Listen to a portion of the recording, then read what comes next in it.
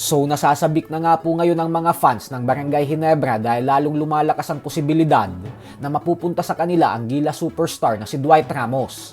Ito po ay matapos sabihin ni Dwight sa interview na andun umano ang posibilidad na magpa-draft na siya sa PBA sa susunod na taon dahil magtatapos na ang kanyang kontrata sa kupunan niyang Levanga Hokkaido sa billing pagkatapos ng season na ito. Ayon kay Dwight ay hindi pa daw siya masyadong pamilyar sa kung paano tumakbo ang mga kontrata sa PBA. Kaya titingnan niya daw muna ng mabuti bago siya magdesisyon na magpa-draft sa PBA. At dahil Ginebra ang may hawak ng number 1 pick sa PBA draft sa susunod na taon, kaya hindi nito papalampasin si Dwight Ramos kung sakaling magdesisyon na itong pasukin ang pambansang liga.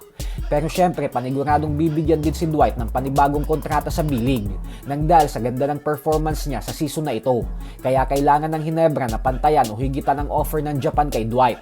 Bagay na hindi imposible dahil may kapasidad ang Ginebra na magbayad ng limpak-limpak na milyones sa mga players nito. Maging ang Ginebra import and Gilas naturalized player na si Justin Brownlee ay hindi na itago ang kanyang pagkasabik nang malaman niya ang posibilidad na maging kabarangay si Dwight. Ayon kay Brownlee ay napakalaking bagay daw para sa kupunan nila kung makukuha nila ang kalibre ni Dwight. Lalo pat isang napakahusay na manlalaro daw talaga nito. Bukod dyan ay bagay na bagay umano ang kasikatan ni Dwight sa Ginebra, kaya excited umano siya para dito.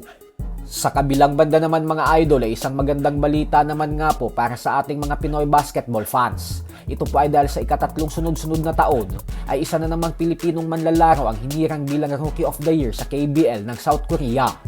Ang Gilas player and former UAAP MVP na si Kevin Kiambao ang pinangalanan bilang 2025 Rookie of the Year matapos itong magtala ng impresibong performance sa unang taon niya sa KBL. Nag-average si KQ ng 15.2 points per game, 6.5 rebounds and 4 assists per game. Sapat na para tanghalin bilang pinakamagaling na rookie sa season na ito. Bago kay Kiambao ay nauna nang nakuha ni RJ Abarientos ang nasabing award noong taong 2023 at sinundan naman ito ni JD Kagulangan noong taong 2024 at ngayon naman ay si Kiambao. Tingnan natin sa susunod na taon kung may pagpapatuloy pa ba ng mga Pinoy na panghawakan ng Rookie of the Year award dahil paniguradong nakatutok ang mga mata ng mga Koreanong scouts sa mga college players ng Pilipinas. So hanggang dito na lang po muna tayo mga idol.